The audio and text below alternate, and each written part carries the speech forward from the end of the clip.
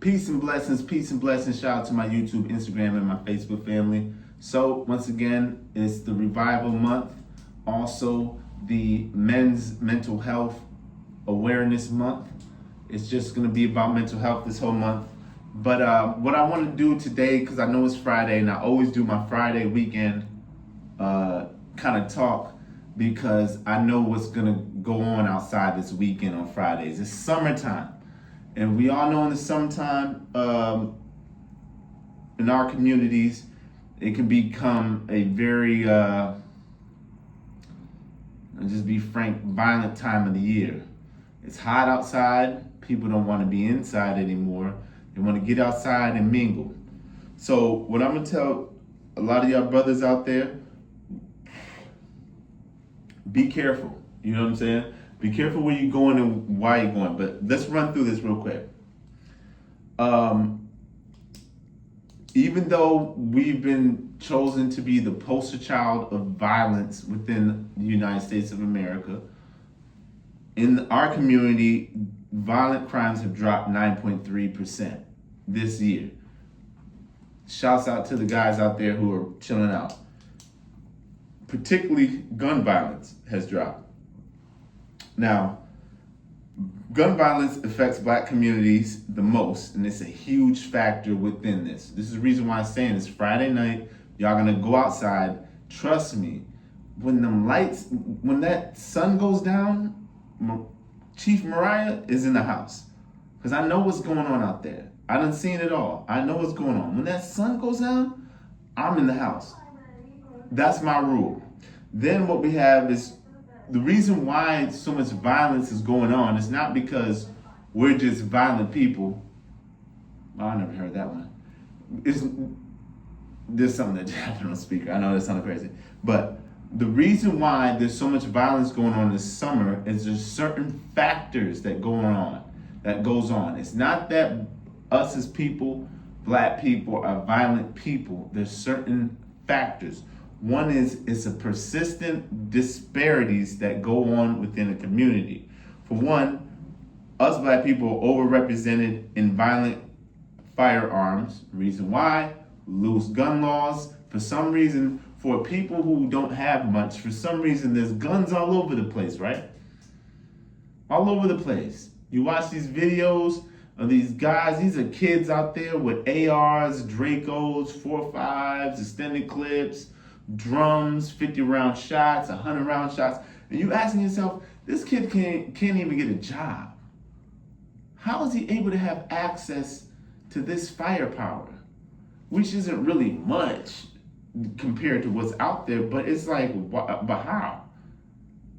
He didn't make the gun. He didn't manufacture the gun. How did he end up getting the gun? Like, to say a city like Chicago, which makes 13.9%, and say 14% of the population, but represents 69%, 70% of firearm homicides.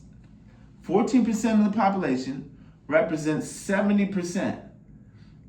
Now, to an uneducated, illogical thinker, you're gonna say, well, just black people are more violent. That's the same thing they said about the Irish when they first came to America. The same thing they said about the Jewish people when they first came to America. They're just violent. No, it's systematic oppression.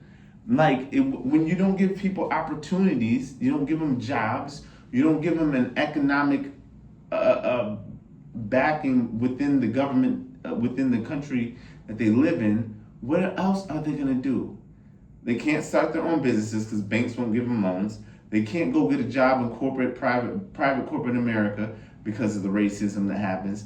Do you know they did a study where they said that a black man who has a master's degree who applies for a job and a white man who has a felony, right, applies for the job, the Caucasian gets 5 times more callbacks than the brother. It's the system. It's not you. That's why I tell brothers, bro, stop, get out of your head. Stop thinking you're a failure. Because a lot of brothers out here crashing out because they think they're failures. It's me, something's wrong with me. No, it's the system. It's all it is. this is built on the back. Okay, this not getting into all that, but anyway, it's decades of intentional de-investments and residential segregation. So it's decades. This isn't just you. Imagine in the 1940s, 30s, 20s, 10s, early 19th century, 18th century. You think you got it bad? Imagine being a sharecropper in Kentucky in the 1920s. Imagine what your life is like. And you have a wife and 10 kids. And you complaining about your little warehouse job and your little car note and your rent's high. You don't know struggle. Anyway, moving on. And then also few economic opportunities. Once again, like I said, there's not many jobs or good paying jobs. And I'm going to tie this back in at the end of the day. And then it's the ability for people to acquire firearms. In America, the Second Amendment, it really just means this is what happens with let's say like the NRA. They like to flood the streets with guns and then say the only way to protect yourself from guns is to have guns. You see that? America's okay. And then also you got community trauma, and that's where I'm gonna leave it at. So as you guys leave out here, and the community trauma ties into it all. It's Friday. The summer's here. To all you brothers out there, I don't care if I just reach one of y'all. And if you in certain environments, understand the environment you're in, the type of people you're around. Because no man in his life who knew that it would be his day to go meet the Almighty upstairs would have done what they thought what would lead to that. No man would go to a certain party, certain club, if they knew what would happen. Just earlier in Atlanta, they had the 404 day. 404 day is like Atlanta Day. And my friend of mine said, man, it's 404 day. Hey, we're gonna be over here. I said, where's that? He said, over here. He sent me a video. It's a bunch of dudes on a stage, rapping like this, dreadlocks swinging, chains on. And I'm like, oh no, I'm not going to that. I said, it's gonna get shot up. He said, man, you tripping, brother. I said, nah, I'm not going to. I already know what type of energy's in that building. I know it's a bunch of dudes who don't have jobs, who don't have any income, a couple baby mamas, don't have nowhere to live, that their life is just messed up. They have no hope, they have no education, and this is the day for them to show up with all the guns that they have, because that's the only thing that the black man is allowed to do in America to show his masculinity is violence on his own people. And we're gonna get into that whole subject. Those who don't understand what I'm saying, you get what I'm saying. If the black man in America, the only area of space that we're allowed to operate in our full masculinity is criminal behavior. They're okay. The government's okay if you want to be a drug dealer, murderer. I know, all right, we're not gonna go into that. But they're okay with you being that. You want to run around, be a gangster rapper, want to rap about shooting this person, doing this, they're okay with it. But don't get into politics. Don't get into economics. Don't get into psychology. Don't get into anthropology. Don't get into, the medicine. Just stay in that gangster criminal world and we'll let you do that. To all the goofy gangster rappers, the lamest rappers. I don't like rappers. I don't like them. I like the art form. I just don't like what they are. So when it says community trauma, and I said when my friend sent me that, guess what happens after he sends me that? He ends up going out. He's like, no, it's not a big problem. On his way there, he texts me, he says, yo, this just happened. I said, what happened? And he's like, the whole party or the whole situation, there was a shooting and everything. There was a 15-year-old girl that got shot that same night. Everyone in the city knows what I'm talking about, right?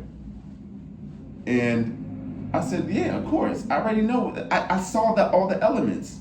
You got a bunch of broke, uneducated, and I'm not talking down like I'm talking bad. You have a lot of broke, uneducated, no job, hopping house to house, probably a bunch of kids, men in the building, right? Who probably can't attract women because they don't really have much to give them. So you'll find, like, if you ever been to situations, you will see like a group of just guys in a corner.